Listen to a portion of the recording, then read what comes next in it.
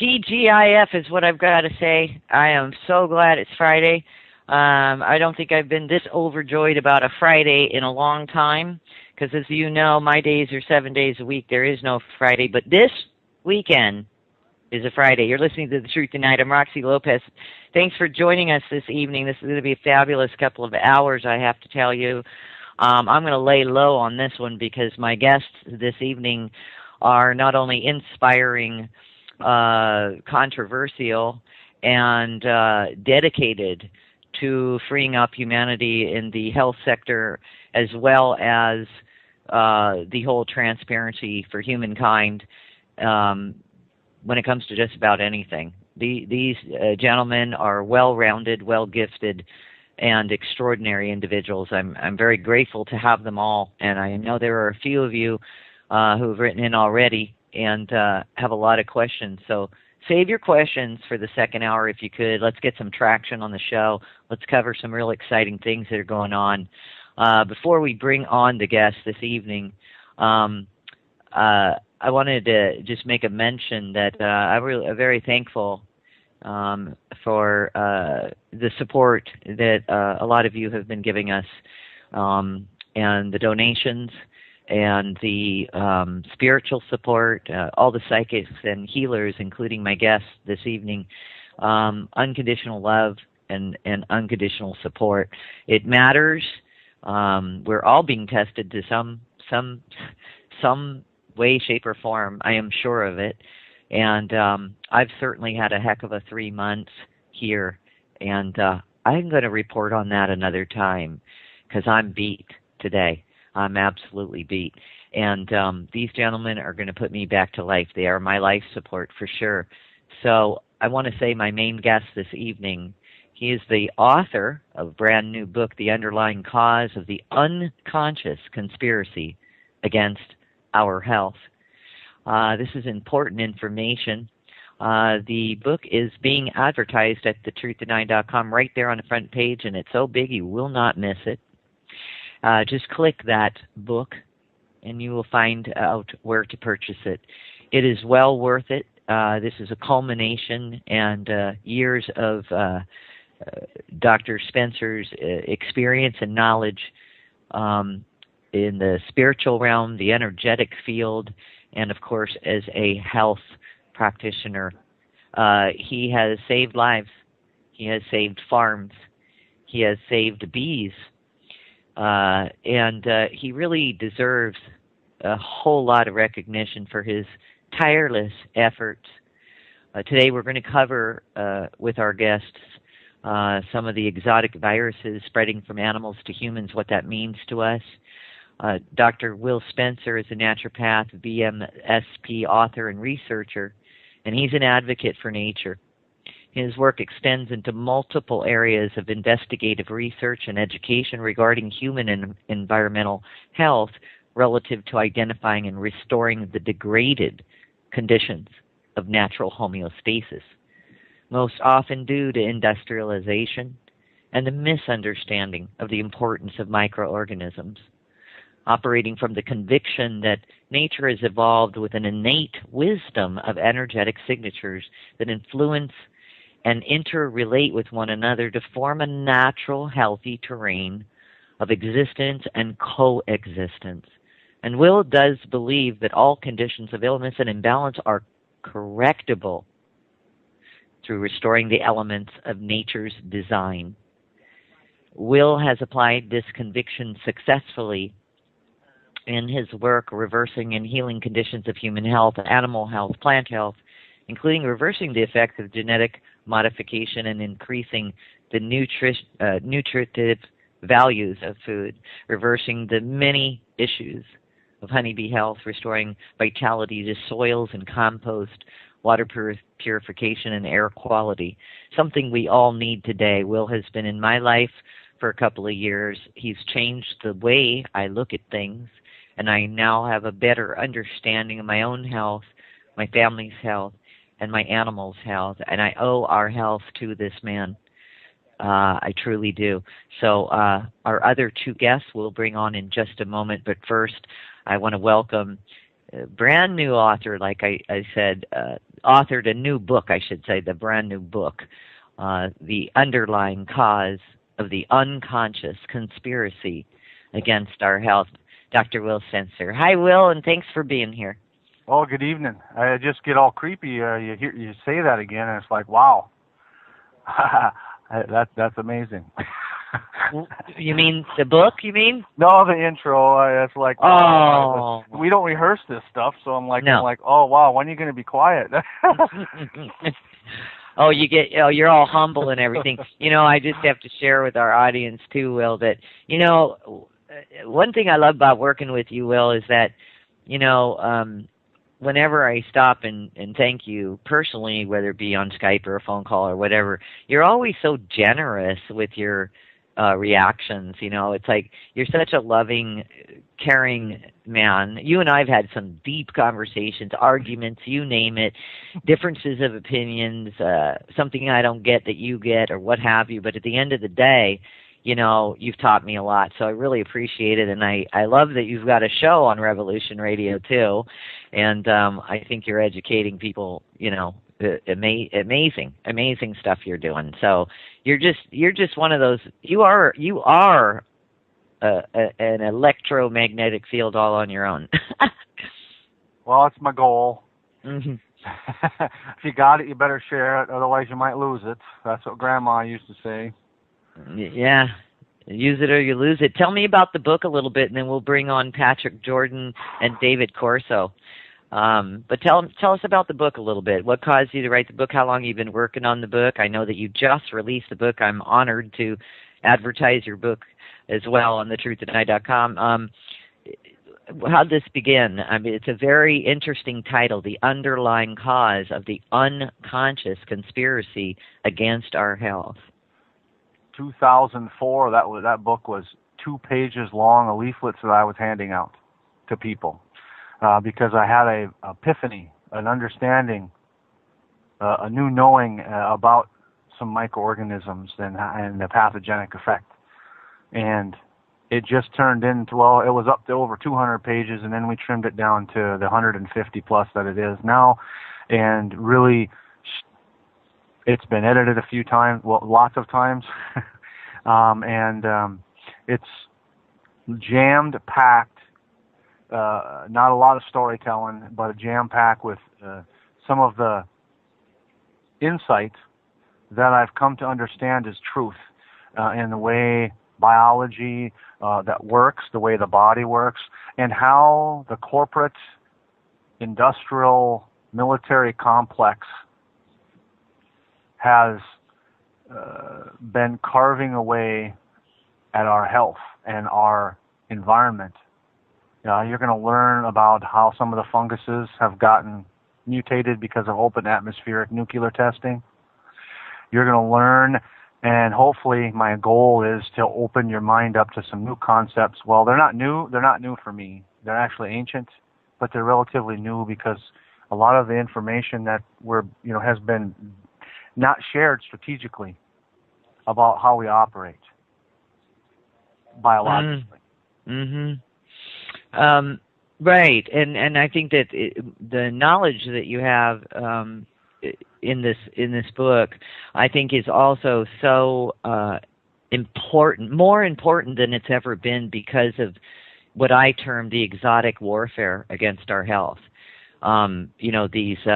These, like you mentioned, mutations that are just, a good example is, antibiotics. They beefed them up and beefed them up and they beefed them up, and yet the body or the organisms or the pathogens, whatever, can fight against the biggest, baddest of the antibiotics, and what antibiotics actually started out to be and what they have become. They're given away like aspirin for things that you shouldn't even be using them for. And we'll get into that for sure on the program this evening. I'd like to introduce the audience to, you've heard of Wolf Spirit Radio.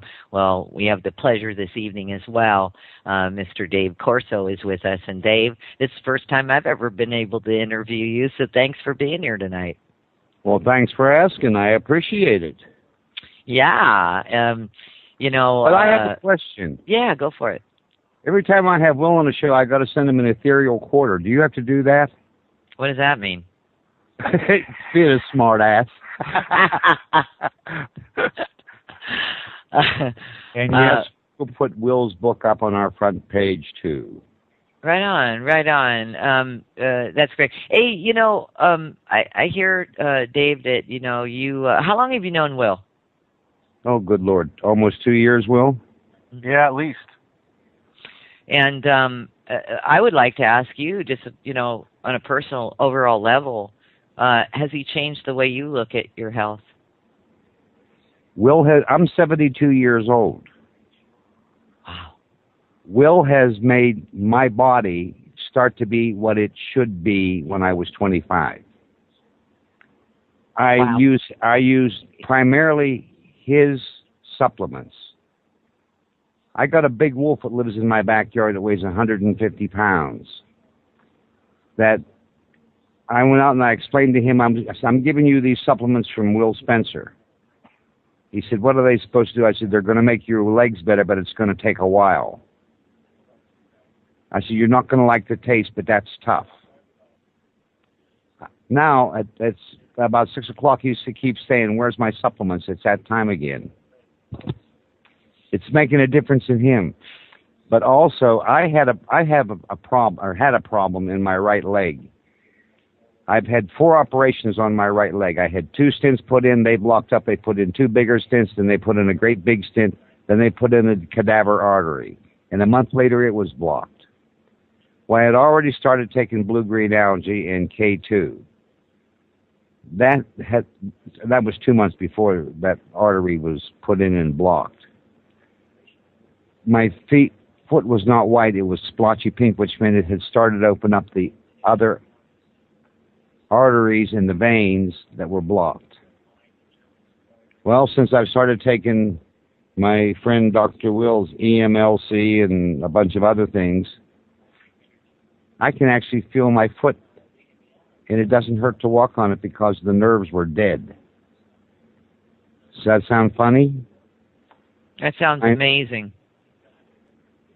No, dear, it's a miracle to me. Yeah. I have read Dr. Will's book 4 times.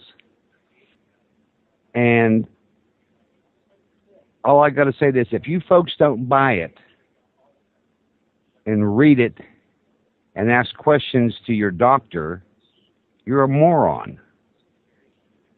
I went through that book with a fine-tooth comb. I can't find one sentence in there that is wrong. I'm not your basic individual. I have an IQ of 163. And my brain is sharper now than it ever has been because the education I had with 6 college degrees is nothing compared to what I've gained in the last 3 years with Wolf Spirit Radio and its various iterations to grow to Wolf Spirit Radio. And it works. Every one of his supplements works exactly as advertised. And unless you're getting proper nutrition from your food, you can take supplements till hell freezes over. It's not going to make that much of a difference. Remember their requirements now. I'm sorry. I mean the requirements. we had that discussion on one of my shows because supplements would indicate that something extra.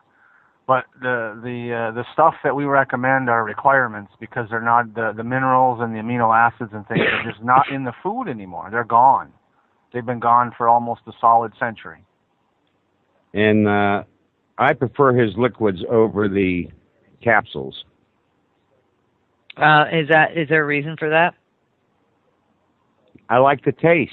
Yeah, I know it's terrible, but I really like the taste. Yeah, there's a couple of them that don't taste so good, and I agree. And I have a friend that is on the protocol, her and her animals, and we disagree because I like the taste of the EMLC. I love the taste. Oh, and by cool. the way, my cat loves the taste of the EMLC. Loves it. It's like candy to him. And my friend can't stand it. She has to swallow it real fast. She can't stand it.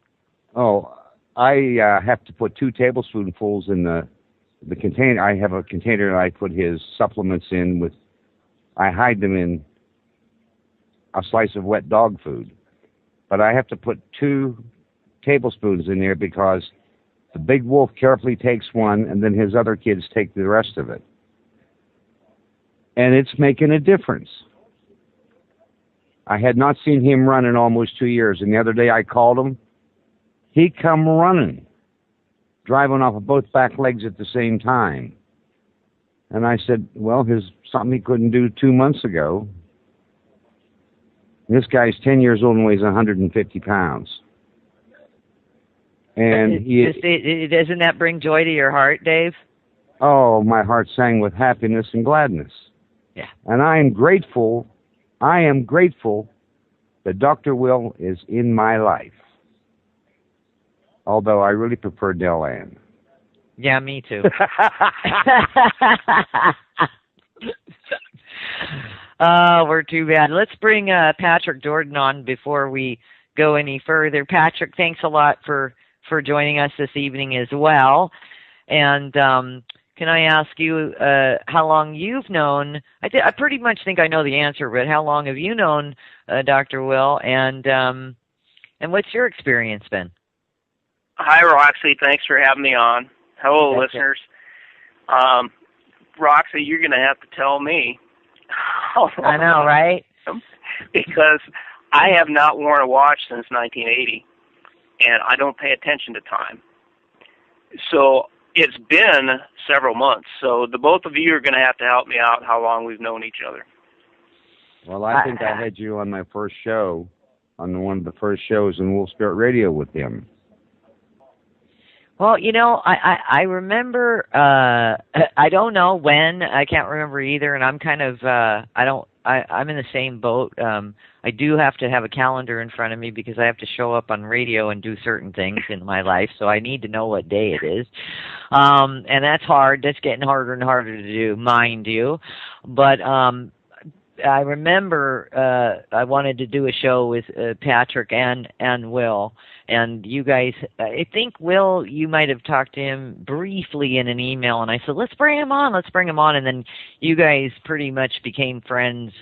That first show that I did with you both, Wil had said something that just rocked your world, Patrick, and from then on you were like, whoa, I've got to get more information from this guy. So I think that's how the relationship began, if I'm not correct. But to tell you when, I couldn't tell you when either. That's why January 15th, 2013. Oh, all right. There you go. We have the Mayan calendar with us now. No, I just happened to look up in the archives. Did you really? Okay. You cheater. We're trying to go by memory. Okay, so anyway, so Patrick. Yeah, really. What's your relationship to Wil? You know, like at this point, I know you do shows with Wil. I know that you've had some changes in the way you look at things as well. Well, here we are, full circle. You pretty much facilitated our meeting of the minds, and now we're back again. It was Wil's seeking me out in the background, having public conversations with him, private conversations with him. It made me realize that the entire extent of 30 years with a background in classical textbook education had left me to a plateau where I could go no further. And Wil had offered his first draft of his book for me to read, and the material in his book was like that final puzzle piece. You know, when you get done with the puzzle and there's always one piece missing, you have to move the coffee table, and you find somehow it got underneath the base of the coffee table. That was his book. There are many features in his book, and I'm not going to give them away because that's what I consider the selling features of his book. But I will tell you there are major points in there.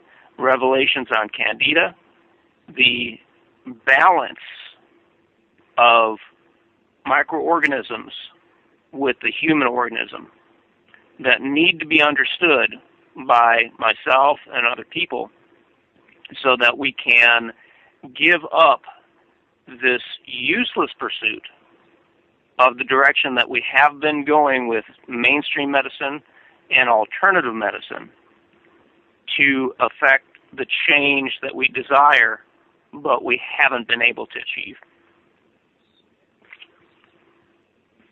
That's good. That's good. I know that with all of us on this show this evening, we all have one thing in common, and I love your analogy of the missing piece of that puzzle that fell off the table, and you found it, and it completed the mosaic, so to speak.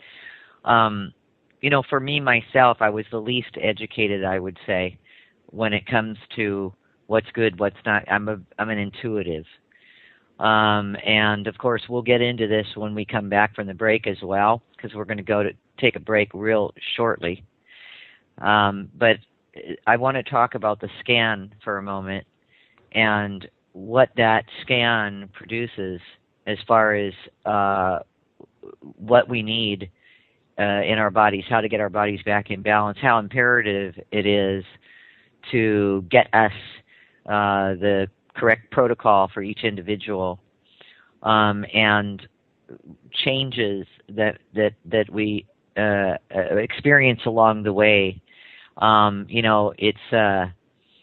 refer to the food and sugar and carb industry now as another drug industry. It's a drug that we get addicted to, and being intuitive as I am, when I started the protocol, I soon told Wil that I feel like I'm getting off of drugs, and it blows my mind, because my head was telling me, why am I doing this? I love potatoes. I love this. I love that. Just go back. Just eat them. It's not, you've been eating them all your life, blah, blah, blah.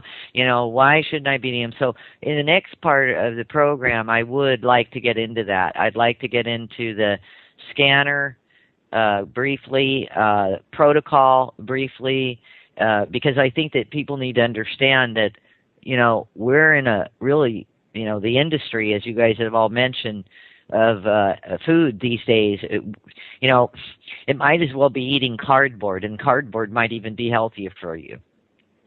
And we're back, so we're talking about health at the moment, and a real big picture here, obviously.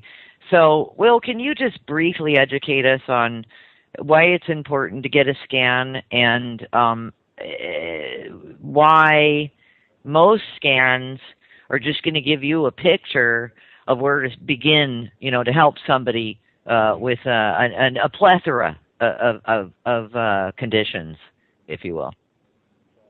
Sure.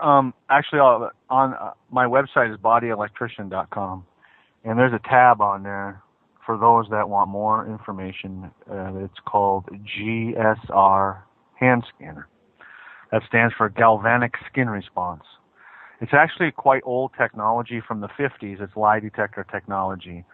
And it's used in a lot of different applications. Actually, NASA uses this technology to monitor the pilots and astronauts as they're flying in outer space and high-speed inner space to monitor their body functions. And we've taken it and altered it. We're looking for right close to 30,000 different stressors on the body. For instance, everyone's pretty much heard of Lyme disease, Lyme, and there's now over 80 different mutations of bacterias, and we have all of them, so we're looking for all of them. And we're looking for a lot of things. 30,000 things is no small feat.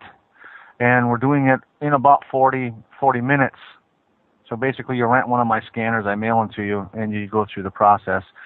And it's not just looking for the data about what's wrong. It's all based on frequencies, because we all are a frequency. Every single thing, your organs, organisms, pathogens, parasites, we each individually have our own different frequency. And based on frequency, we're then putting together a protocol to meet your individual at the moment your hand is on the scanner protocol to help you reverse the stress and repair any damage. That's what sets us apart a little bit, because there's a lot of different scanning technology out there, and a lot of them have a couple of hundred stressors, maybe 200, 300, whatever, but we're looking for a broad range. And then another thing that really kind of puts us off by ourselves, just about everything that we recommend, we manufacture.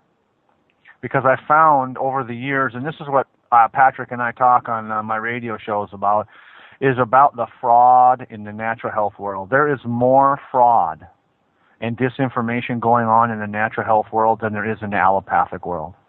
And I've learned that the hard way. I've spent the money and the time, years, figuring this all out. And when I came and asked Patrick, and our friendship came together here on this path, it blew my mind. His information, everyone should have his books, because vaccine-induced diseases, his first book that introduced me to him years ago, was a key component to my picture.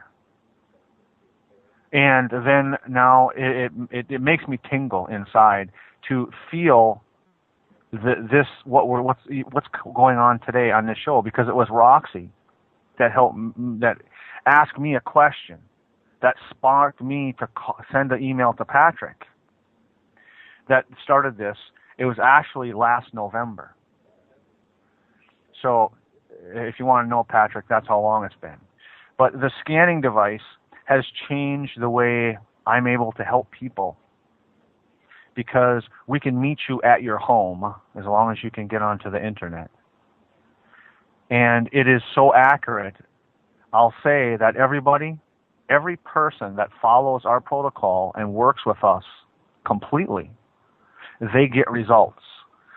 I can't promise you how long it's going to take. I can't promise you that it's not going to be easy, because there are up days and there are down days, because the body will do what the body does. And sometimes it feels bad, but in the end, you've heard these people talk, Roxy, Dave. The outcome, when you persist through the healing events that take place, the outcome is, I'll promise you, you're going to have results. And that's what I'm after. Which is it's a far cry from unfortunately, the Band-Aids that Western medicine or mainstream medicine gives you, instead of going after it. I'm so over it. I'm so over all the people with a list of diseases that really just get Band-Aids, pharmaceutical, artificial stuff to take that just basically makes the symptoms of, let's say, diabetes go away, but you still have diabetes and you're still very, very sick. But, you just have a Band-Aid. And by the way, I wanted to mention, you mentioned Lyme disease. I don't know if you guys caught this. I don't think any of you guys watch TV. I still do. And Martha Stewart was on David Letterman the other night. And he asked her if she had gotten Lyme disease. And her answer was, yes, I still have it. And he said, whoa, and made a joke like, get away from me. And she said, any farmer has Lyme disease. It comes with the territory. Is that acceptable? I can verify that, because where do you think the wood tick or the deer tick got it from? He didn't get it from in town. He got it from out in the environment. It's airborne. 9 out of 10 people that come to us have it. It's that, I'm going to call it epidemic. It's that prevalent. It is all over the planet. Every continent that we work on has it. I've got people that have come living in cities, they don't even know what a real wood tick or a deer tick looks like, and they've never been exposed to ticks, and they have extremely high amounts of the Lyme organism infection in them. So I call it airborne. It's everywhere. Now, can you just give me a brief, just because we're on the subject, in brief, what is Lyme? I mean, Martha Stewart actually said on national television to millions of people that it's okay to have Lyme disease. Well, it is if you're sick.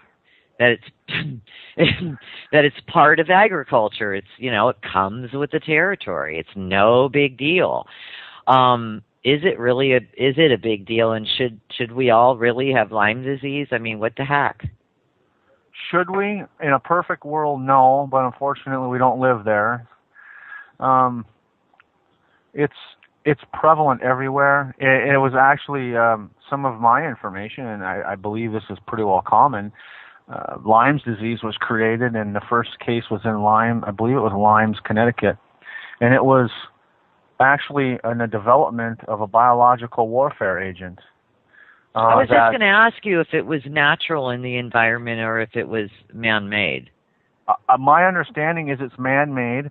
I will tell you from my also understanding is it's very smart, because when you try to kill it, it mutates and changes extremely fast. It's extremely it multiplies very fast, and when its life is threatened to kill, it will go dormant, encapsulate itself, and it will come out of that encapsulation like a butterfly as something else.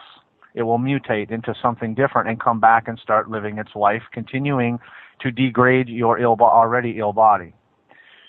So killing it, and this is what just cracks me up, in the allopathic world, all they do is throw antibiotics at it. Even some people I've heard of using antifungals. I've heard some people shooting themselves up with horse wormer and other veterinary chemicals, and they still have. I have people coming to us with Lymes that have had Lymes for like 18 or more years, and it's usually in the neighborhood of 6 to 9 months. It's pretty well gone. But you see, working with us, we work in such a different way, and I aggressively look for others that think like me or operate like I do, and I haven't found anyone, unfortunately. Oh. And it works though, because we're altering the environment in your body. We have over 400 strains of probiotics in the products that we recommend, and it's the broad diversity of the microorganisms in our gut that keeps the Lyme organisms from manifesting to begin with. We have people that are so out of balance that they're like sick week after week. I mean, they're up and down, and it's unbelievable the states of health of the people that we get to see here. I mean, it's sad. So this is the state of affairs that we're in this country, well, in this world. Can I interrupt here to compare and contrast? Please do, Patrick. Absolutely, Patrick. So here's the framework of modern medicine as viewed by a farm boy.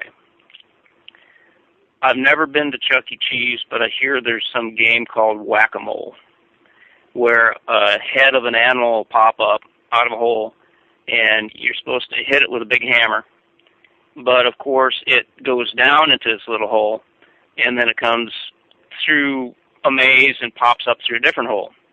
So you have to try to hit it in that hole. But, of course, you're going to miss it, and you've expended all that time, effort, and energy.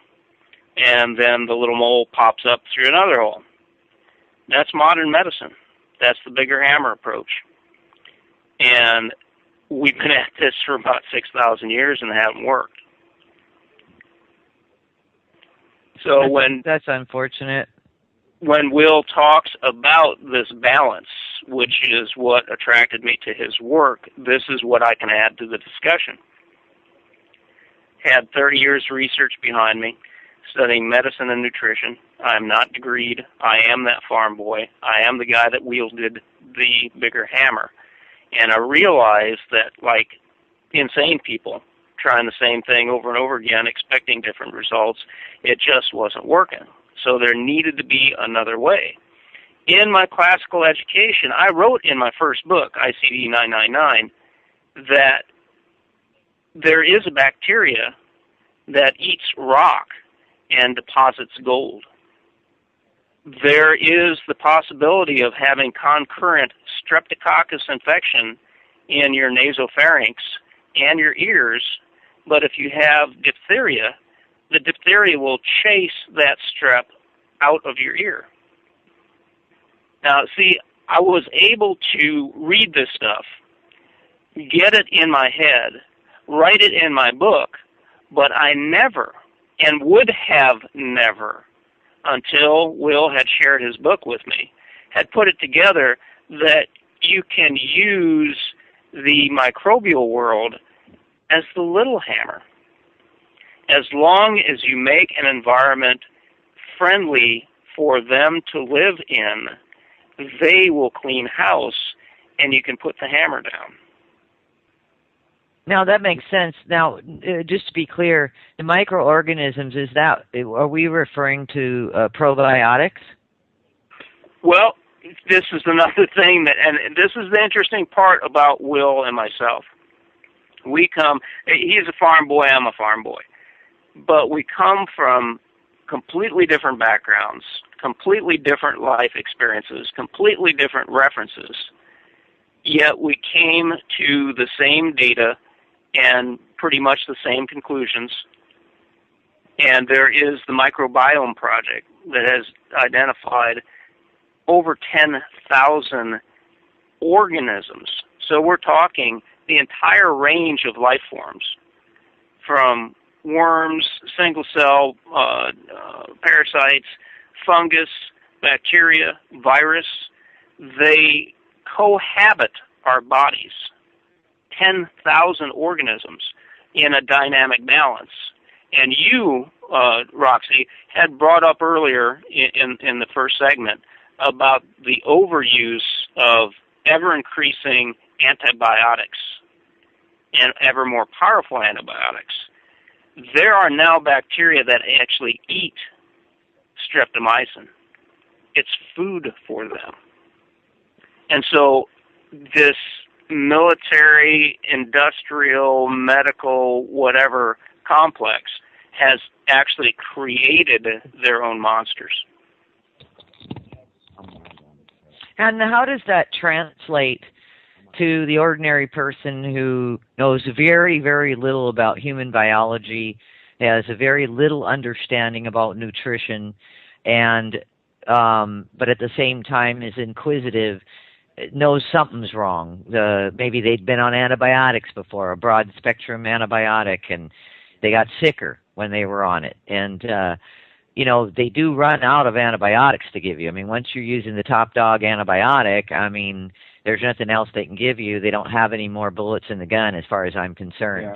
Yeah. So my question would be, how do you explain to the normal, person, one way is the book. I'm going to tell you that right now. One way is the book, because the book will educate in a manner that is easy to follow and easy to digest. But outside of that, what is another way to convey to an individual, at the very least, what one should be doing in their life, in their diet, where they should begin to take control of their health? How would you begin to explain that? Should people take antibiotics or not? This is Wil's interview, and I'm going to elbow and muscle my way in to that topic right there. It's in reading Wil's book that I realized that the microorganisms feed us. And see, that's in your classical education. You can get that out of textbooks. But it's not emphasized to the point where it's practical. You might get a little blurb that in your small intestine, you have bacteria that manufacture vitamins for you. And that is like one sentence in about 12 years of education.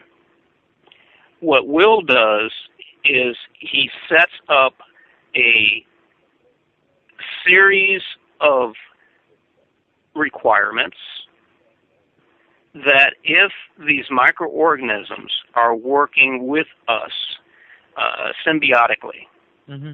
we must feed them.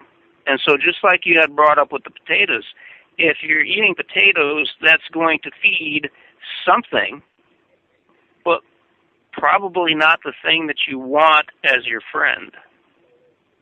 Right. So you have to, and I'm trying to bring this home for people that don't read pathophysiology texts, that can't get past like a two-syllable word. And most of the time when I read, I have to have a dictionary in my lap. I'm not kidding you.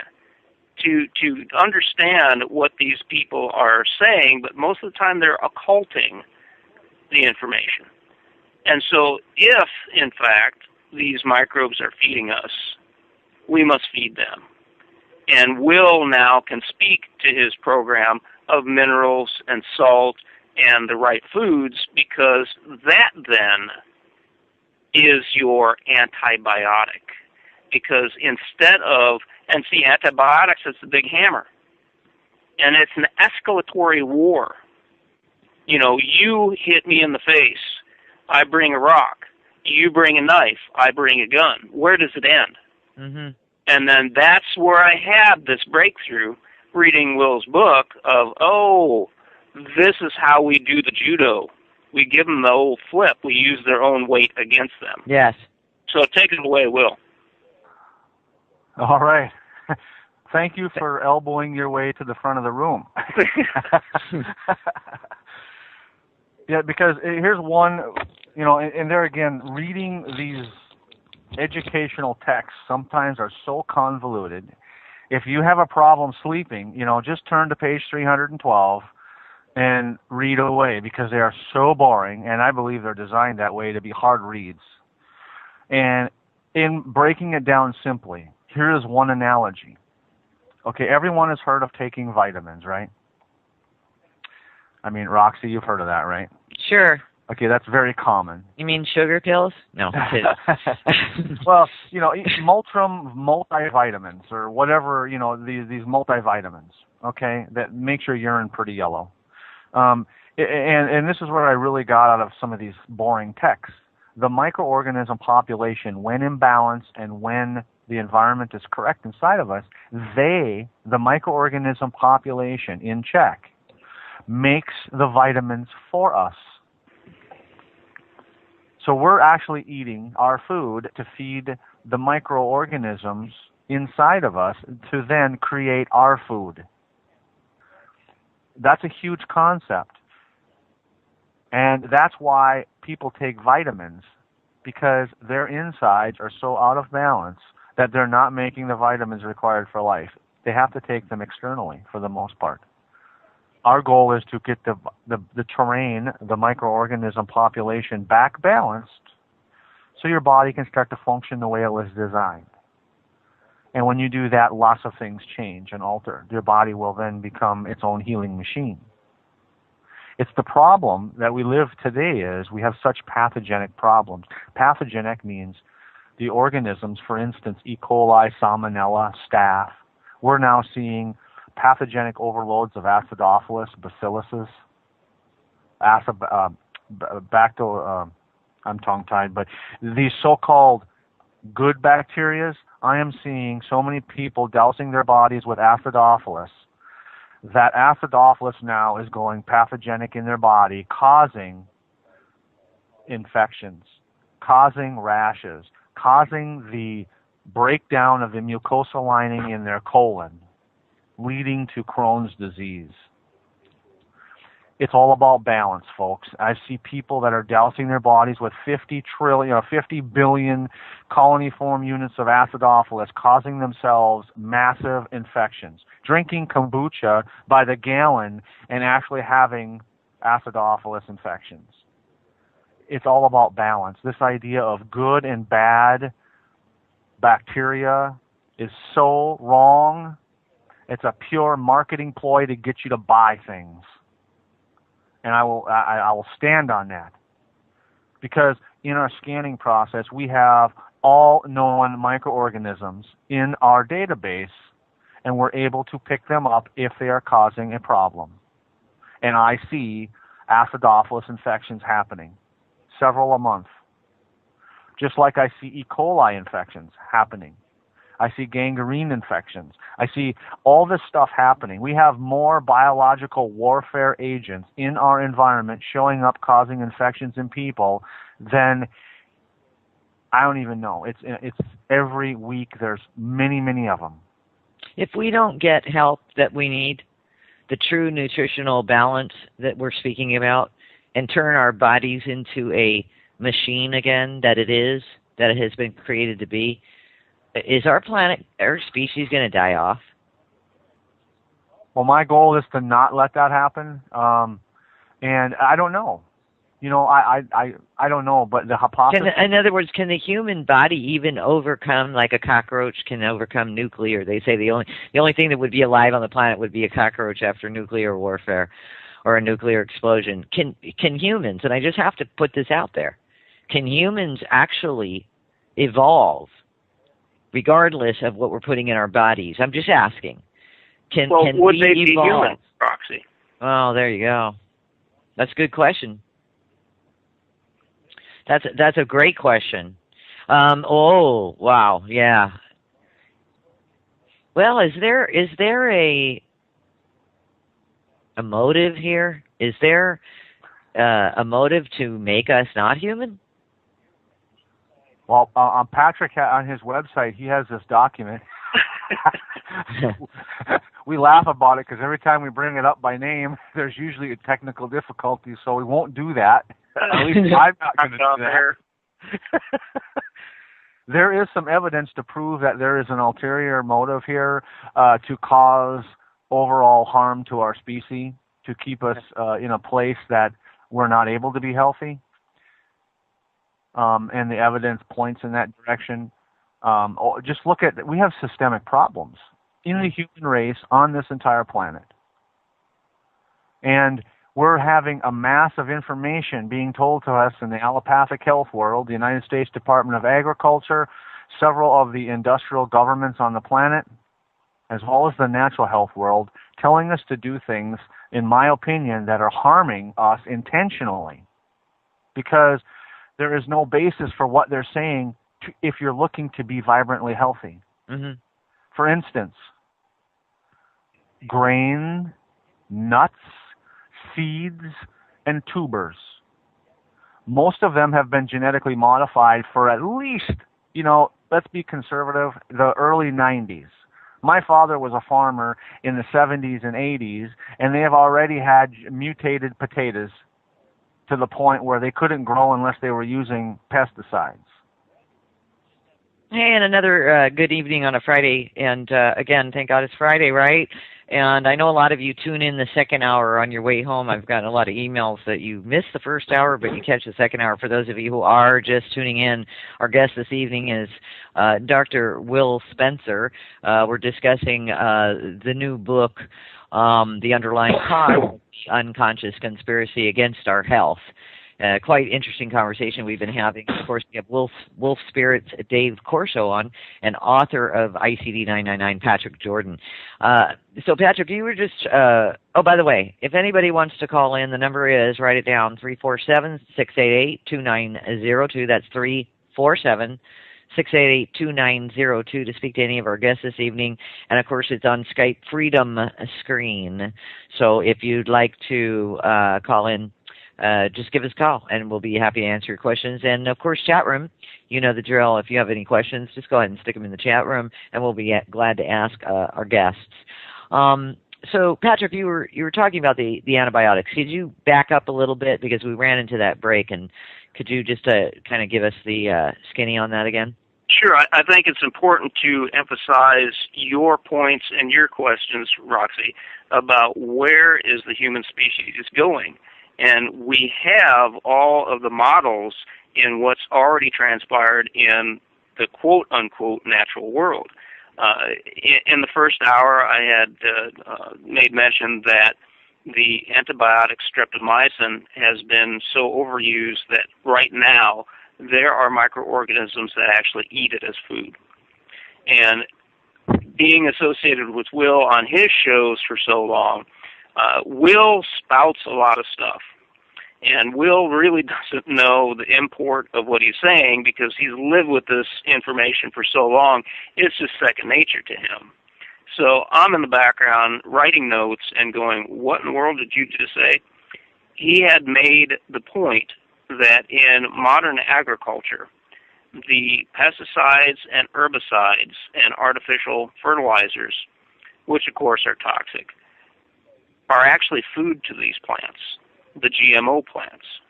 They actually can't live without them. And so that is a standalone point that people should internalize.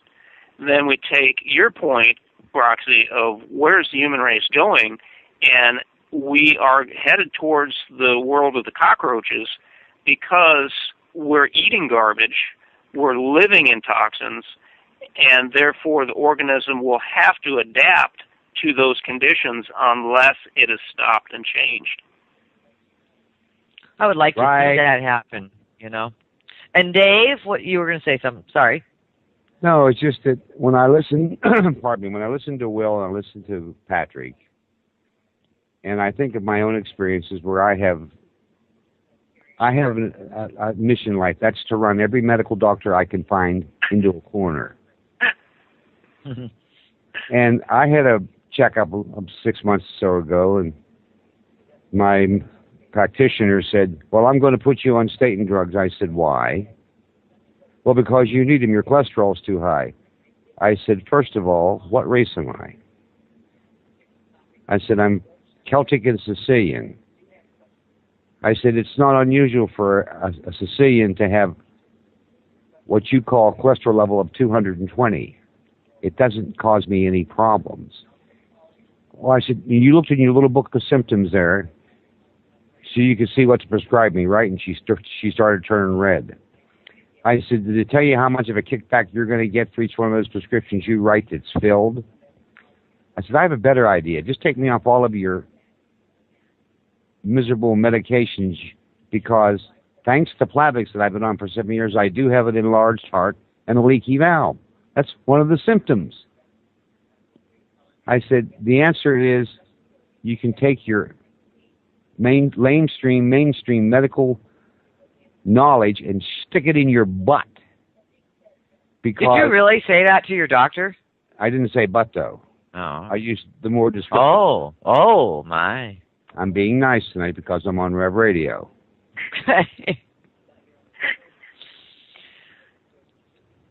And what was your doctor's reaction after you told her basically to shove it where the sun doesn't shine? Well, she said, well, what are you using? And I said, I'm using things that will cure the problem, something you wouldn't understand. I said, they're all natural supplements. And did she have a reaction? Well, those aren't good for you. I said, they're natural. I said, you know that you have to get, you have to have proper nutrition, which you don't get from genetically modified foods, for your body to make the vitamins and minerals and other things that you need. Are you aware of that? Oh, I forgot. You went to a medical school, trained and paid for, your education was paid for through what? Pharmaceutical organizations. I said, they're here to kill people. Doctors are going to legalize murderers on the face of the earth. She said, you can leave. I said, thank you. I had a similar situation. I'm not going to get into it because you guys are just so much fun. But I had a similar situation. Will knows all about it. And, I thank God for Will, because all he said to me was that my doctor and the situation that I was having, which, by the way, Will has taken care of for me. I don't have the ailment that I had at all anymore. But Will is so kind, because instead of telling me that my doctor or my dentist is an idiot or a moron, he actually says to me, it's what they've been taught. It's their protocol. It's what they've been taught, and they don't know any better. And at the same time, he will say that it makes him very angry because they are giving us, who are the patients, and I hope patients start to run out of patience and do what you did, Dave, no pun intended, because they're giving us bad information, and some of us have in the past followed that bad information and gotten worse, gotten sicker, and caused our bodies to continue to fall apart, so to speak. And what I've learned is that there are few, but there are doctors who will educate, but they have been taught that supplements or good healthy diet, they've been taught that it isn't, that ain't it. They've been taught that supplements don't work, or they've heard that supplements don't work. But what I want to ask Wil at the moment is, you said requirements, Wil. What does the human body require? Well, in 8th grade, I swear I was the only guy in the back row listening in biology class. Because my teacher, Mr. Pressler, he said, it's over and over, he says, we are made up, every cell in our body is made up of amino acids and minerals. That's it. There is a huge body of evidence to support that statement. I mean, books, they're not easy to find. And like Patrick was saying, they don't really, in the body of information, they don't just come right out and say it. It's like it's hidden in plain sight, and you have to be off your rocker to think that it's like this. But it's really simple. Amino acids and minerals. That's it. And we already know that the minerals has been short. We've been lacking minerals in our food chain in this country since at least conservatively 1930. Mm-hmm. We can trace documents in the government knowing it easily back to 1936.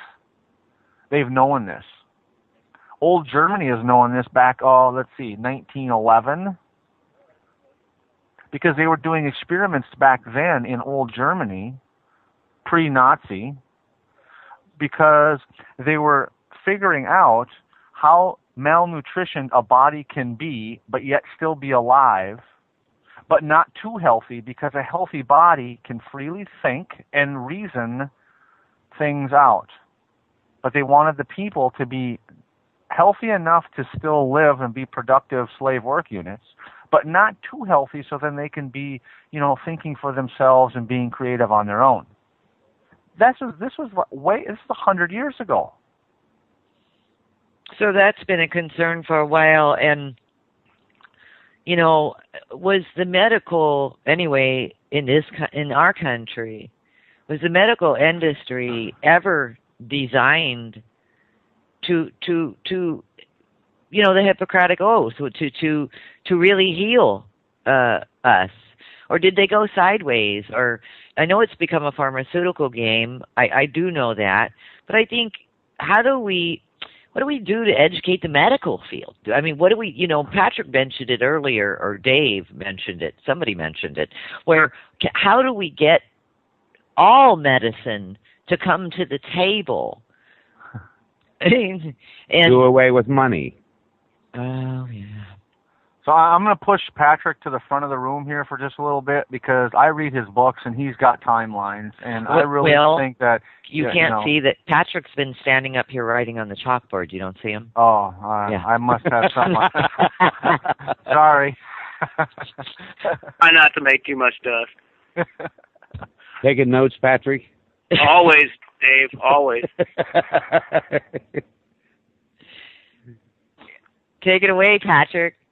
Well, this is my preaching, that medicine is simply a branch of the uniformed services. And in my books, which we're not promoting here, this is Wil's show, in my books I definitively demonstrate beyond the shadow of a doubt that medicine is a military operation. They consider you the enemy. So as soon as you enter their camp, this is the equivalent of an enemy combatant going into their opponent's field,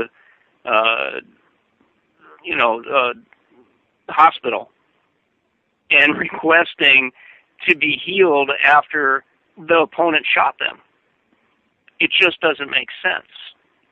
And so once we come to that realization, and it may take a while because it's shocking to say it that way, that doctors are actually uniformed assassins. Period. Oh my. Yeah. Well, it doesn't go too far to say, because who do they follow? They have a general that leads the group. Well, the CDC, when you see the Surgeon General of the CDC, he's in full regalia. This is a military construct. When you come to that realization, then you will understand what you're up against. And then you'll understand that only alternatives to that system are what's going to work for you. But then here's the catch. Alternative medicine as an industry is the remora to the mainstream medical's shark. And so they're just eating the fleshy bits that the shark didn't swallow. And so when we say alternatives, and Will, what's the name of your show on Rev Radio? An alternate perspective, or another perspective. Okay. And so what we're talking about is another thing that Will said that I'm sure he just said it and he may not have even realized that he said it. Alternative medicine. Alternative radio. We have to go beyond the things that we were offered, because this is another one of my concepts. It's the false binary choice. Would you like to be stabbed in the back, or would you like to be shot in the chest? That's not a choice. We have to go outside and beyond. As far as, you mentioned the CDC. I don't know if you guys heard of this, but, and I can drop a link in for the chat room if you're interested. The CDC admitted, this came out July 17th, admitted that 98 million Americans received polio vaccine in an 8-year span when it was contaminated with the cancer virus. And the CDC quickly removed the page from their website once it started getting out in alternative media. Oh, I love it. Yeah, and one of the websites, ironically, preventdisease.com website, okay, picked it up, cached it, C-A-C-H-E-D, cached the page, and re-released it.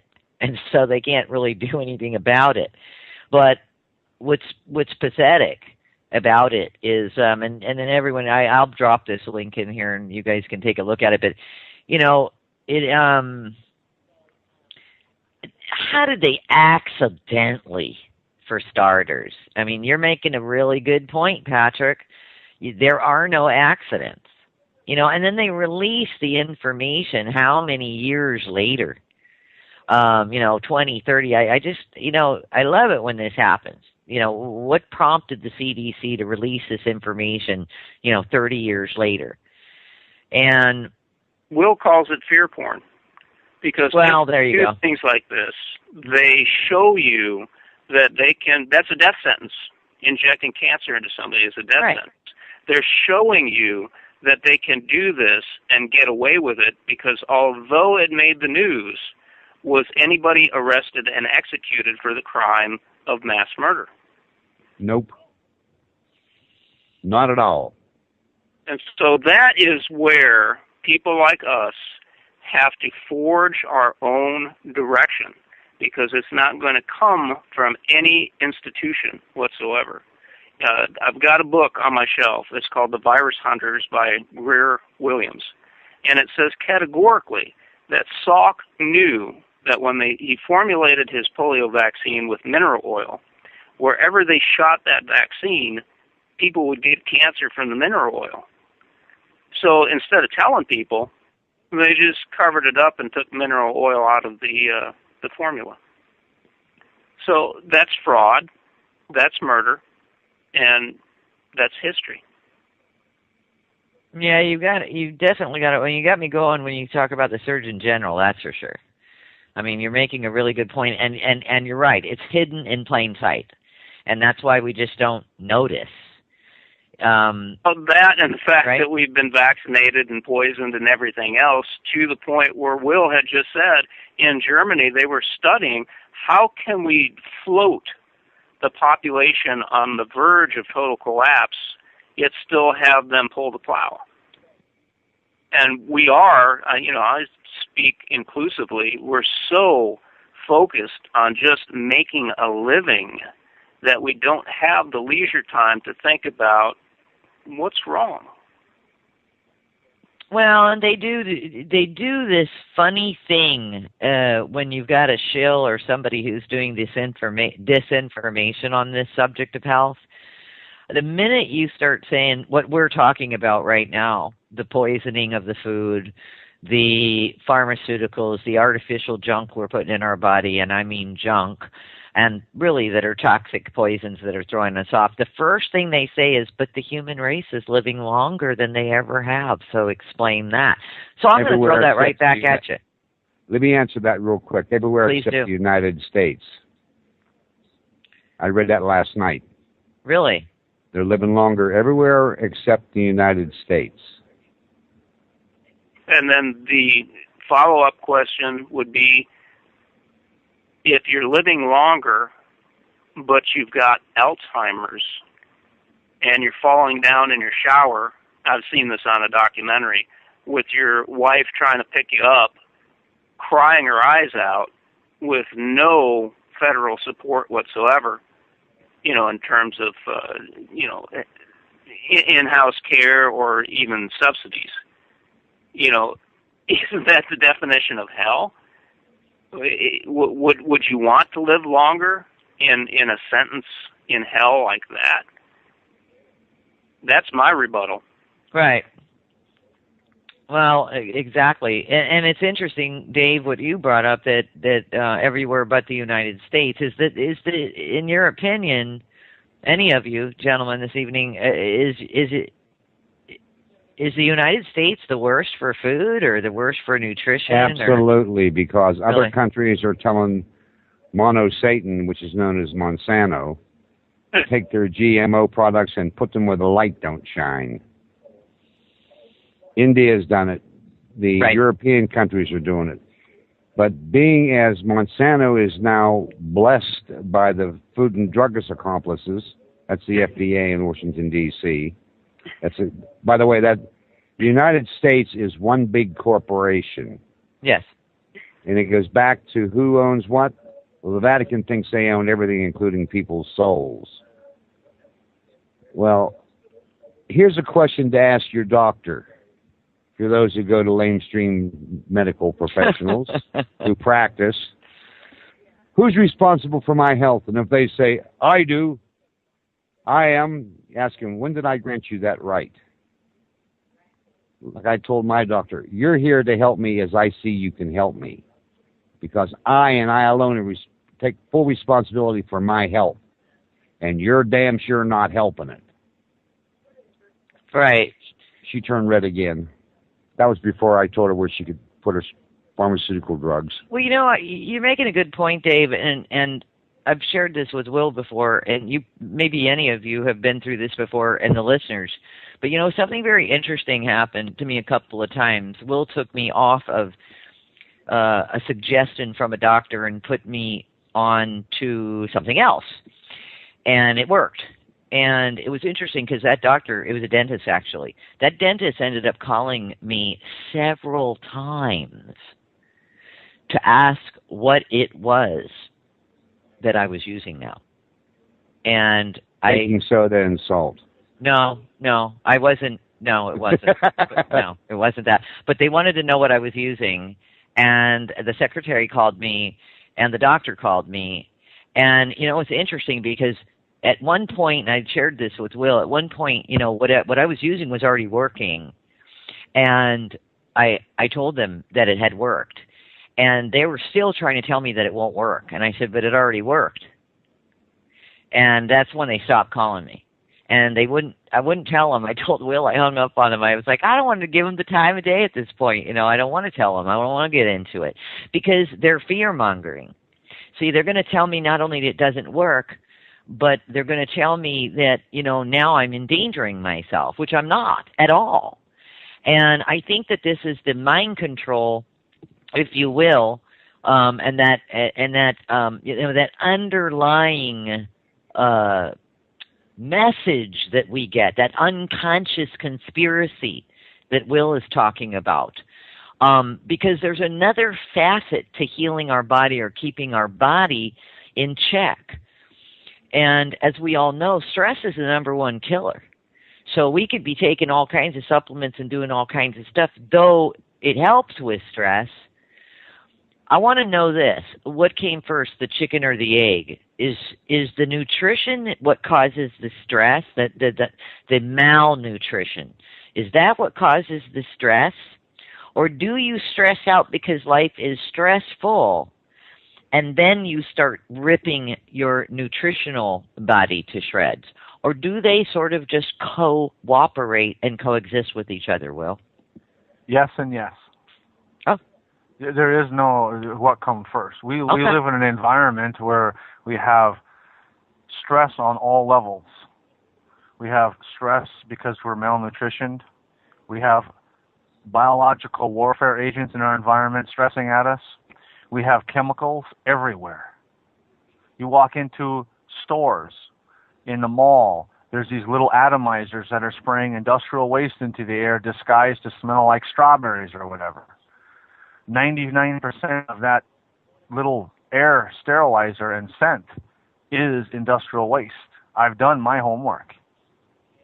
We have social engineering that has been taking place here for just about a century in this country, especially in the United Soviet States of America, that they have been chipping away at the morality and our ethics so hard.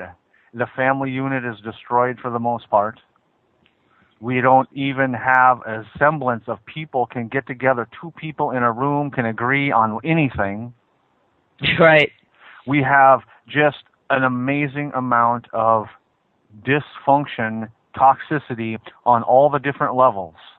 I mean, I don't have to go into detail. You cover a lot of stuff on this show. I will point people to look at Patrick's stuff because he's done his homework too.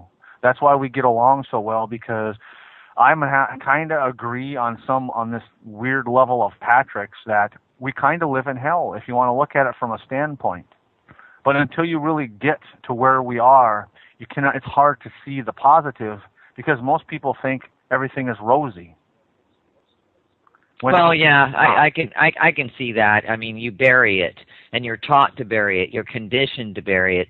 And I was just having a conversation with somebody today, as a matter of fact, and I was saying that, what's interesting is success is working 80 hours a week. That's what we've been taught in our country. And at the end of the day, 80 hours a week of work is absolutely ridiculous, unless what you're doing is something you love. I can play music 80 hours a week. That's what you do when you go on tour. You play music and you hang out with your bandmates, and it's a gas. Okay, but even that's work. It's work and you get paid. But it's something you love to do. And Wil, I know that you love to do what you do, and Dave, I know that you love to do what you do, and Patrick, same thing. And of course, I love to do what I do. And I'm really digging this conversation, and of course, we're in the last half hour. If anybody has any questions, go ahead and put them in the chat room. But the question was, Wil, how do we begin to... There's so many areas that we need to start with, and so when it comes to our health, I think our health actually is the most important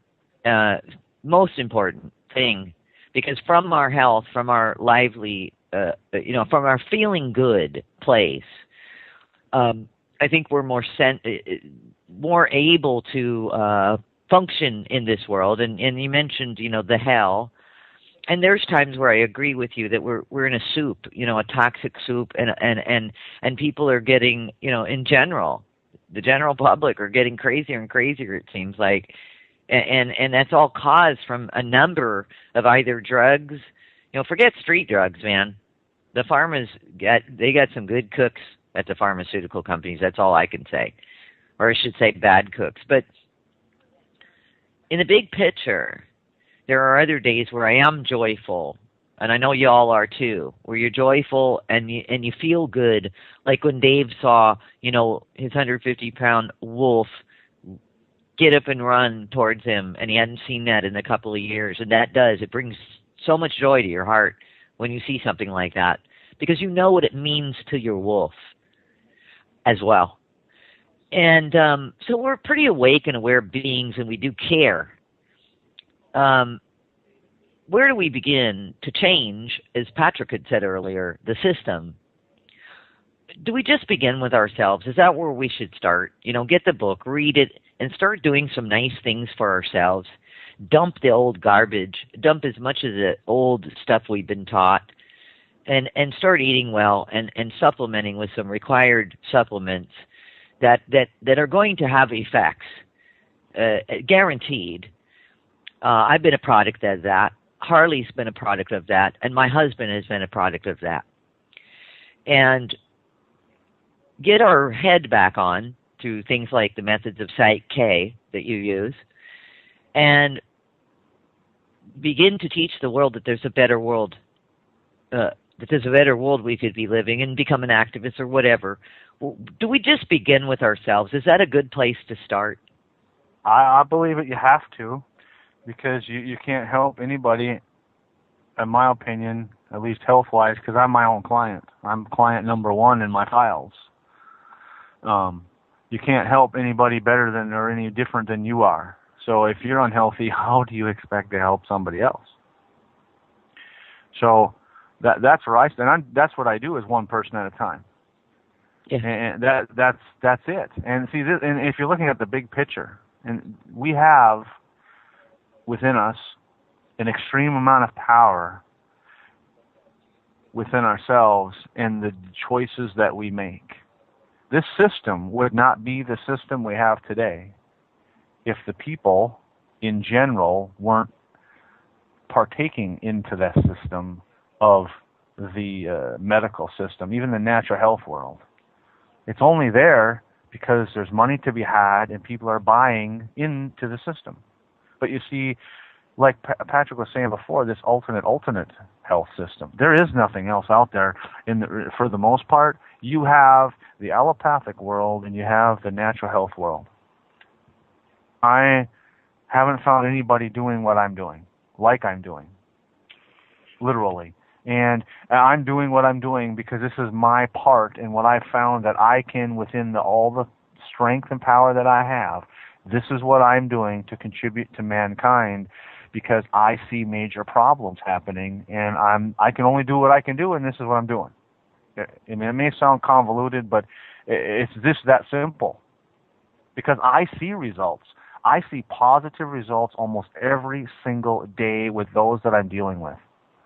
And I feel good about it, and I've created something and been part of this creation that is working on a large scale, and it grows. Every single week we get bigger because people are getting what we're talking about. It's simple, and it works, and people are coming on board. Which is awesome, and congratulations for that. You certainly deserve it. And, it's kind of funny for myself. The irony is, I'd been working with you already for a year. You'd already done amazing things with Harley. And Harley's my kitty, for anybody that doesn't know or hasn't heard about him. Harley's a little rock star. But and then I had something occur where I needed to work with you. I'd forgotten about me, but you'd sent something immediately to help me out, and it worked within, I believe it was 20 minutes, and I called you up, and I was almost crying, and I was like, oh my God, it worked, and you were like, well, great, of course it did, and I was the one like, that's that. It's a very strange thing, I think we're taught when we're kids. When you're little kids, the doctor gets you hooked. Your parents bringing you in every year for this and that and these shots and vaccines and blah, blah, blah, blah, blah. And when you're little, you're being fed all this information, even though you're sitting in the doctor's office. I can tell you who my doctor was. Dr. Milner was my doctor when I was born, till I was like 13 or 14. Why do I even remember his name? I have no idea. But he was the one teaching us all, right? So here we are, these open-mind children, and they're teaching us that we can go to them And basically, I feel that what I was fed from birth on was another dogma, another religious dogma called the AMA, or whatever you call it, Western medicine. I was taught and conditioned to believe that my doctor, all I have to do is go to my doctor, and they're going to take care of things, whether it be through surgery, whether it be through surgery and pills, whether it be through surgery and pills, or whether it be through surgery and pills. You know, Patrick talked about it earlier. You hit a wall. There's nothing else. That's all they have to offer. Let me bring here to highlight something that Wil doesn't talk about often, and it addresses your question and point about what I'm going to just broadly term mental well-being. I like to grow my own food. It connects you with the earth.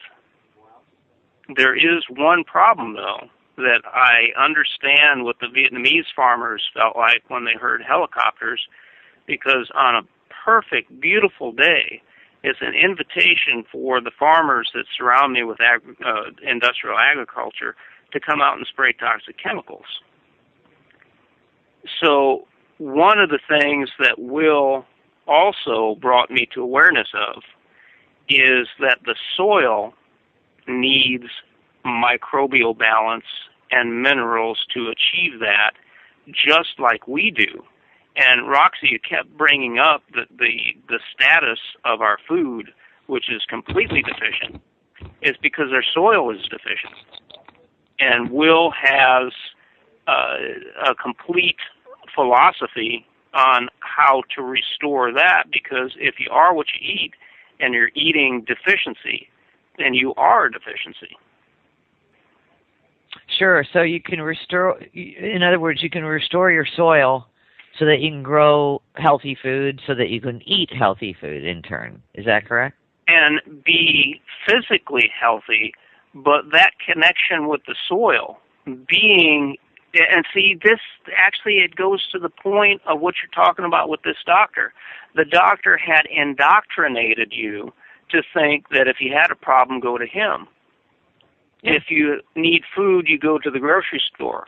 Well, if I need food, I walk about a block to get to this patch of dirt where I have what I need to feed myself. And it is that one-to-one connection that eliminates the need for the middleman, that grounds me, literally grounds me, puts me in a good mental state, except when I have to confront, industrial agriculture. But the need for that to happen, like, Wil was saying, he works on himself. He works on one person at a time. As people start to drop out of the grocery store mentality, as they start to grow their own food, this is one of those changes of environment that will disfavor what Dave was calling Satan. If we're acquiring their products, their poisons, then they should fade away because they have no market. And I get a lot of stuff through my email inbox. One of them was just the message line. There was a Russian study that said independent gardens could actually feed the world. And I know Wil... It's a true story. It's absolutely true. Wil can speak to this. He was doing pretty well on a couple acres, and you can be self-sufficient on a couple acres. So take it away, Wil. Well, I come from a large farm, my father's, and then I acquired a 40-acre piece. And I tell you, I was direct marketing. I had a goat dairy as well as chickens, and my garden wasn't even that big. I didn't sell produce really. I sold milk and goat products and meat and stuff, and it was not very difficult to direct market. I had some pushback, deal with the corporation, the local ag department, and till they got educated. And my fear, I didn't have fear for them. I educated them. and they got off my back. And you just exert who you are. You have to flex this muscle. It's called responsibility for yourself. I wasn't relying on any welfare check. I wasn't relying on anything. I did it myself. I was doing it with no chemical inputs at all.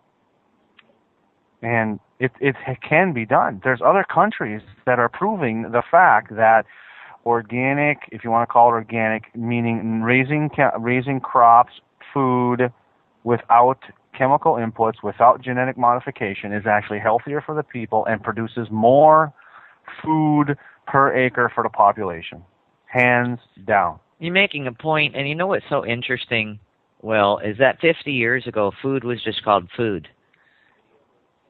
You know, it wasn't called organic or non-organic. It was just called food. So there's a whole method of targeting. By the way, I've got a really quick question for any of you who know the answer. What's the difference between ultra-pasteurized milk and pasteurized milk? I'm starting to see ultra-pasteurized now. Patrick? My apologies are that when I get in new information, it comes in one ear and it pushes the old information out my other ear. And there's a big pile of information lying on the floor. I think it's higher temperatures for longer time, because the problem is that pasteurization doesn't really kill anything. It just kind of disables it. And there are resistant organisms to the old style of pasteurization, so they had to put the whammy on it. That's the non-technical explanation. Right. So now I've just noticed ultra pasteurized like everything, but back to and thanks for that, because it makes sense. I was kind of thinking the same thing, like higher temperatures to burn out, blah blah blah. I can add just a little bit, if I may, just a quick one. I believe pasteurization is like 160 degrees for 3 minutes. Okay. Something like that. Ultra pasteurized is higher temperature and a longer time. May I break in for a minute? Yes, sir. Do you know the problem with pasteurized milk?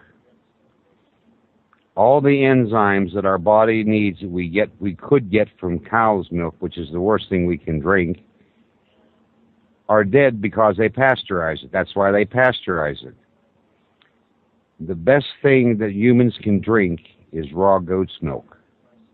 That is the closest to human milk that you're ever going to get. Well, isn't it illegal? No. It's like illegal in some states. That's because people are more concerned with how much money they can put in their pocket by bending over and playing with the corporation rules. Correct. But it wasn't illegal to drink raw goat's milk or raw even cow's milk. It wasn't illegal 10 years ago. So I don't understand where they're making it illegal unless, and Patrick might know this, unless that the cow itself is breaking down and the milk itself is breaking down, and therefore they have to do X, Y, and Z in the mainstream market now, the corporate market of cattle racing, to make sure that there's no poison in the milk by ultra pasteurizing it. But at the end of the day, what you're drinking is nothing, right? I mean, it just boiled anything that was ever good for you out of it anyway, right? It's getting so bad that now they allow them to put aspartame, that poison, in the milk. Isn't that scary? You know what? The big picture is extremely scary, because this is, I think Patrick had said it earlier, Dave, that we have to get out of the quote-unquote grocery store mentality. Absolutely. Something happens when we go to a grocery store. I go to the grocery store. Something happens. You're not connected to the foods. You don't raise the foods. Only 2 generations ago in my family, they were farmers, and they raised their own food. Wow. Yeah. And as a matter of fact, there's 2 of my family members now who've gotten back into farming. And they're raising their own food. So, in the modern world, have decided to give up real big city life, about a decade ago, and started living and putting together like the whole farm thing and learning what they didn't know. And they actually told me that this is a close family member. They told me they could never go back to the city.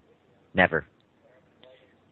They're so connected to their animals and their food, and they're feeling better, and they grow all their produce, and it was a learning curve. But they have chickens, and they have blah blah blah. But the point being that they're self-supporting. They're the main source of what they put in their mouth is in their yard. It's pretty cool. I think that's marvelous. I do too. I really do. Unfortunately, I'm here and I'm disabled. Yes. And I go to the store and I ask questions and I read labels.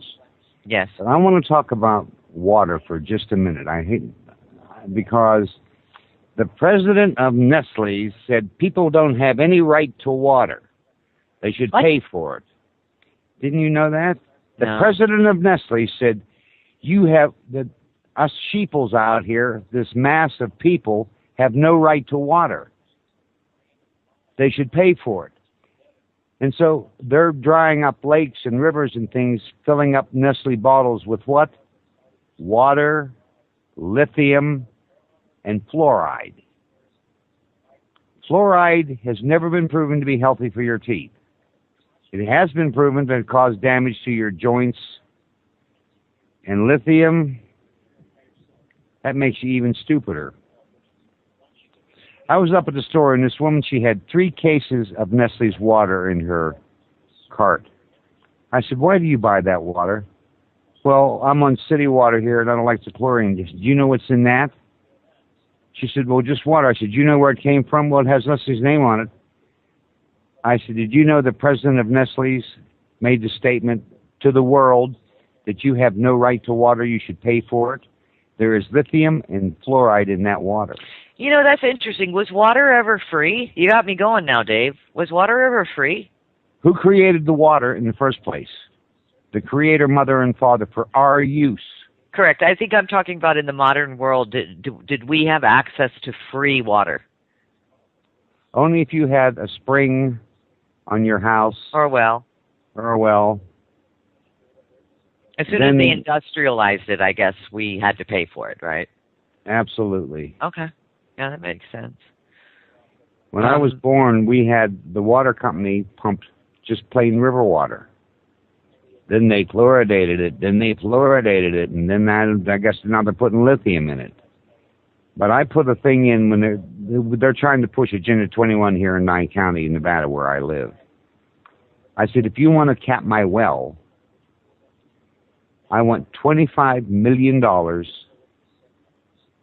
in legal currency. And what they say? They read that into the record for the... Oh, good.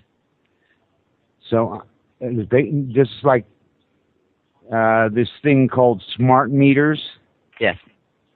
I have a letter here that I'm going to put in the mail and send to my electric company here and say, if you try to put a smart meter in my house, to me that's an attempted murder. I said, I get right down to the nitty gritty and say, you can't prove to me they're good. And I give them about 40 references to the dangers of smart meters. Same thing with your gas meter and your smart meter. If they want to put a smart meter in, all they're doing is tracking you even closer than what NSA's doing. And do I worry about NSA tracking me? Nah, they know where I live. They know I have Wolf Spirit Radio. And I'm curious as to why my shows get cut off. Don't they, Will? They do when we get into those touchy areas. When he mentions the PDF that should not be mentioned. Which is on my website, by the way. You can download it for free off my website. It's all there. I think I already added it to my PDF files. Oh, excellent! Thank you. Which we absolutely need. We need to do a little bit more advertising of that. I must say, a magical thing has happened this evening. We're first of all shot right through, burned through 2 hours with not a single dropped call. Because I get kicked off the air, ask Thomas, all the time. And so some kind of cool magic just happened with the four of us. So there is power in numbers, people. And my so I big think you're getting the back rub. Nice. I just think huh? there's gonna be a break that's just gonna hit us in the head any moment. So I just want to take the opportunity to thank all of you. Congratulations on the new book as well. That Wolfie is gonna put that on their website, and of course we've got it on thetruthttonight.com. And I don't know, are you going to be putting it on your site there, Mr. Jordan? I would if I was on anything but dial-up. It takes 3 hours just to change one sentence on my website. Gotcha. Okay. Well, yeah, let's not do that. But, we'll have sufficient advertising. And, of course, all of Wil's information is on thetruthttonight.com as well. And we'll be putting out an article, as usual, and the archive to this show up with everybody's information that partook in this wonderful conversation this evening. I want to thank you. It was very good coffee you made tonight, Dave. Thank you. You're welcome. It's awesome. And Patrick, thanks so much for bringing the pizza. Thank you. Organic pizza. And up on Wolf Spirits Radio, within an hour, I will have this show edited in both of Wil's archives. There you go. In go. addition, I will have Rebecca Jernigan's show that I'm simulcasting on Wolf Spirit Radio right now. There you go. There you go. And hey, Wil, it's been a pleasure, and thanks for inviting, Dave and Patrick to the party here, because it was a lot of fun. And I'm certainly standing with you, beside you, and encouraging people to actually take a look at the book and go ahead and click on it, because you can also read the foreword.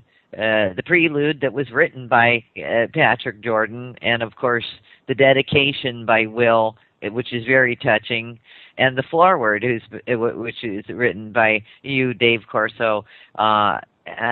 It's wonderful. There's quite a few other people who have contributed to the book as well, and the name of the book, which you need to pick up when you get a moment, is what, Wil? TGIF is what I've got to say. I am so glad it's Friday. I don't think I've been this overjoyed about a Friday in a long time, because as you know, my days are 7 days a week. There is no Friday, but this weekend is a Friday. You're listening to The Truth Tonight. I'm Roxy Lopez. Thanks for joining us this evening. This is going to be a fabulous couple of hours, I have to tell you.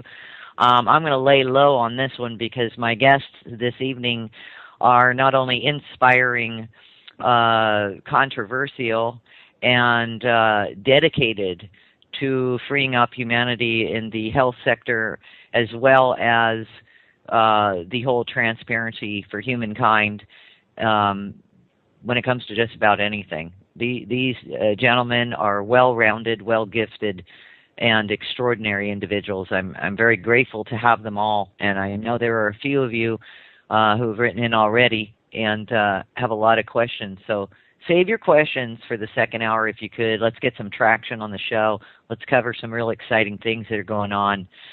Before we bring on the guests this evening, I wanted to just make a mention that I'm very thankful for the support that a lot of you have been giving us, and the donations, and the spiritual support, all the psychics and healers, including my guests this evening.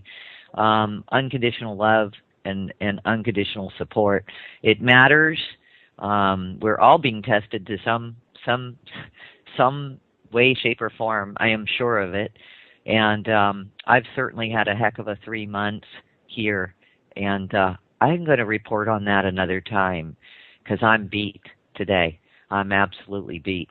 And these gentlemen are going to put me back to life. They are my life support for sure. So I want to say my main guest this evening, he is the author of a brand new book, The Underlying Cause of the Unconscious Conspiracy Against Our Health. This is important information. The book is being advertised at thetruthdenying.com right there on the front page, and it's so big you will not miss it. Just click that book, and you will find out where to purchase it. It is well worth it. This is a culmination and years of Dr. Spencer's experience and knowledge in the spiritual realm, the energetic field, and of course as a health practitioner. He has saved lives. He has saved farms. He has saved bees. And he really deserves a whole lot of recognition for his tireless efforts. Today we're going to cover with our guests some of the exotic viruses spreading from animals to humans, what that means to us. Dr. Wil Spencer is a naturopath, BMSP author, and researcher, and he's an advocate for nature. His work extends into multiple areas of investigative research and education regarding human and environmental health relative to identifying and restoring the degraded conditions of natural conscious conspiracy against our health. 2004, that book was 2 pages long, of leaflets that I was handing out to people because I had a epiphany, an understanding, a new knowing about some microorganisms and the pathogenic effect. And it just turned into, well, it was up to over 200 pages, and then we trimmed it down to the 150 plus that it is now. And really, it's been edited a few times, well, lots of times.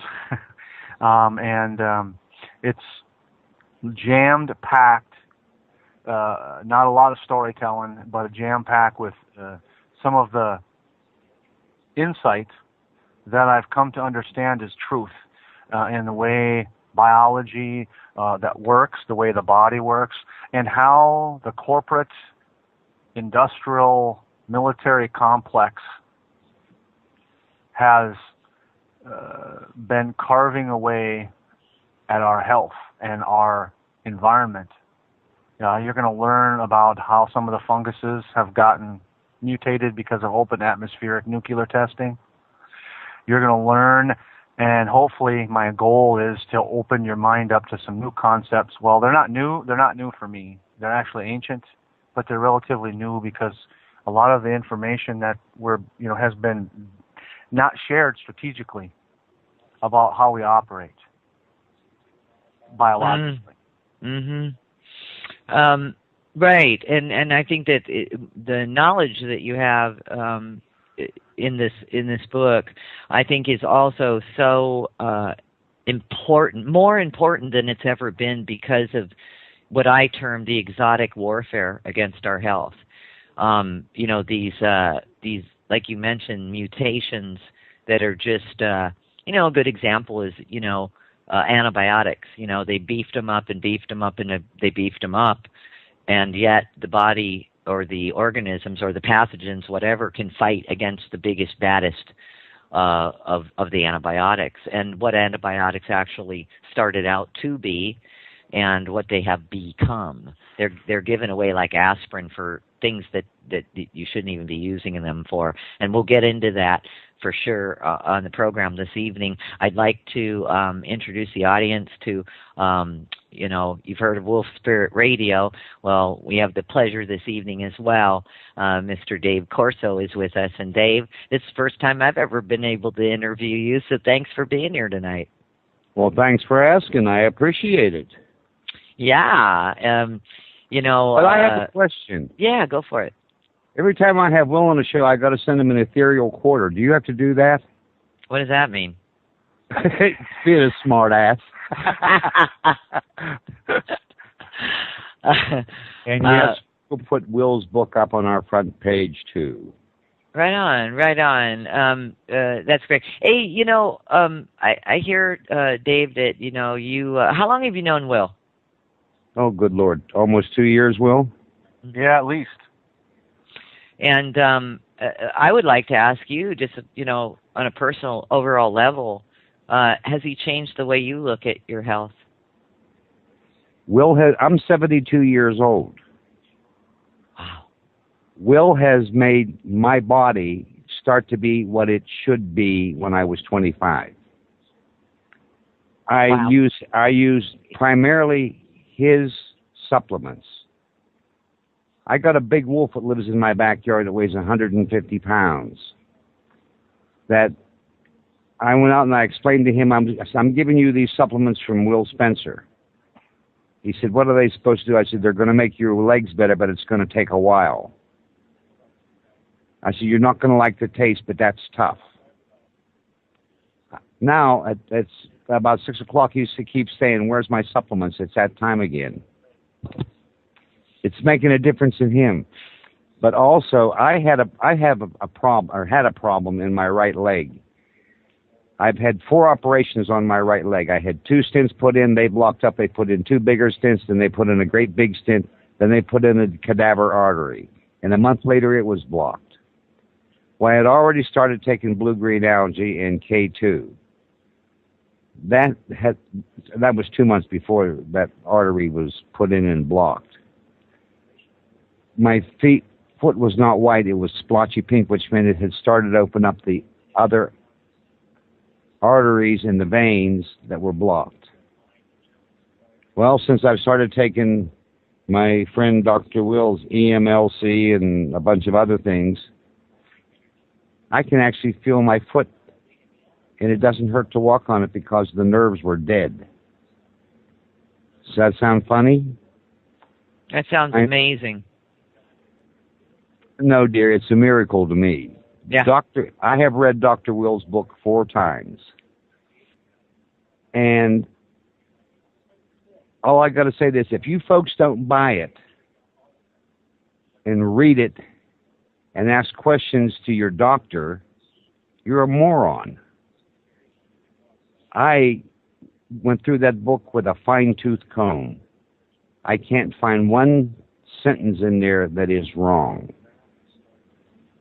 I'm not your basic individual. I have an IQ of 163. And my brain is sharper now than it ever has been because the education I had with 6 college degrees is nothing compared to what I've gained in the last 3 years with Wolf Spirit Radio and its various iterations to grow to Wolf Spirit Radio. And it works. Every one of his supplements works exactly as advertised. And unless you're getting proper nutrition from your food, you can take supplements till hell freezes over. It's not going to make that much of a difference. Remember their requirements now. I'm sorry. I mean the requirements. we had that discussion on one of my shows because supplements would indicate that something extra. But the stuff that we recommend are requirements because they're not the minerals and the amino acids and things are just not in the food anymore. They're gone. They've been gone for almost a solid homeostasis, most often due to industrialization and the misunderstanding of the importance of microorganisms, operating from the conviction that nature has evolved with an innate wisdom of energetic signatures that influence and interrelate with one another to form a natural, healthy terrain of existence and coexistence. And Will does believe that all conditions of illness and imbalance are correctable through restoring the elements of nature's design. Will has applied this conviction successfully in his work reversing and healing conditions of human health, animal health, plant health, including reversing the effects of genetic modification and increasing the nutritive values of food, reversing the many issues of honeybee health, restoring vitality to soils and compost, water purification, and air quality, something we all need today. Will has been in my life for a couple of years. He's changed the way I look at things, and I now have a better understanding of my own health, my family's health, and my animals' health, and I owe our health to this man. I truly do. So our other two guests we'll bring on in just a moment, but first I want to welcome a brand new author, like I said, authored a new book, I should say, the brand new book, The Underlying Cause of the Unconscious Conspiracy Against Our Health, Dr. Wil Spencer. Hi, Wil, and thanks for being here. Oh, good evening. I just get all creepy. You say that again, and it's like, wow, that's amazing. You mean the book? You mean? No, the intro. It's like, oh, we don't rehearse this stuff, so I'm like, no. oh wow, when are you going to be quiet? Oh, you're all humble and everything. I just have to share with our audience too, Wil, that one thing I love about working with you, Wil, is that whenever I stop and thank you personally, whether it be on Skype or a phone call or whatever, you're always so generous with your reactions. It's like you're such a loving, caring man. You and I have had some deep conversations, arguments, you name it, differences of opinions, something I don't get that you get or what have you. But at the end of the day, you've taught me a lot, so I really appreciate it, and I love that you've got a show on Revolution Radio too, and I think you're educating people. Amazing stuff you're doing. So you're just one of those. You are an electromagnetic field all on your own. Well, that's my goal. Mm-hmm. If you got it, you better share it, otherwise you might lose it. That's what Grandma used to say. Yeah, use it or you lose it. Tell me about the book a little bit, and then we'll bring on Patrick Jordan and David Corso. But tell us about the book a little bit. What caused you to write the book? How long you've been working on the book? I know that you just released the book. I'm honored to advertise your book as well on thetruthtoday.com. How'd this begin? I mean, it's a very interesting title, The Underlying Cause of the Century. And I prefer his liquids over the capsules. Is there a reason for that? I like the taste. Yeah, I know it's terrible, but I really like the taste. Yeah, there's a couple of them that don't taste so good, and I agree. And I have a friend that is on the protocol, her and her animals, and we disagree because I like the taste of the EMLC. I love the taste. Oh, and by cool. the way, my cat loves the taste of the EMLC. Loves it. It's like candy to him. And I have to put my friend can't stand it. She has to swallow it real fast. She can't stand it. Oh, I have to put 2 tablespoonfuls in the container. I have a container that I put his supplements in with. I hide them in a slice of wet dog food, but I have to put 2 tablespoons in there because the big wolf carefully takes one, and then his other kids take the rest of it, and it's making a difference. I had not seen him run in almost 2 years, and the other day I called him. He come running, driving off of both back legs at the same time. And I said, well, here's something he couldn't do 2 months ago. This guy's 10 years old and weighs 150 pounds. And doesn't that bring joy to your heart, Dave? Oh, my heart sang with happiness and gladness. Yeah. And I am grateful that Dr. Wil is in my life. Although I really prefer Del Ann. Yeah, me too. Oh, we're too bad. Let's bring Patrick Jordan on before we go any further. Patrick, thanks a lot for joining us this evening as well. And can I ask you how long you've known? I pretty much think I know the answer, but how long have you known Dr. Wil? And what's your experience been? Hi, Roxy. Thanks for having me on. Hello, listeners. Roxy, you're going to have to tell me. I know, right? Because I have not worn a watch since 1980, and I don't pay attention to time. So it's been several months. So the both of you are going to have to help me out how long we've known each other. Well, I think I had you on my first show, on one of the first shows in Wolf Spirit Radio with him. Well, I remember I don't know when, I can't remember either, and I'm kind of I'm in the same boat. I do have to have a calendar in front of me because I have to show up on radio and do certain things in my life, so I need to know what day it is. And that's hard. That's getting harder and harder to do, mind you.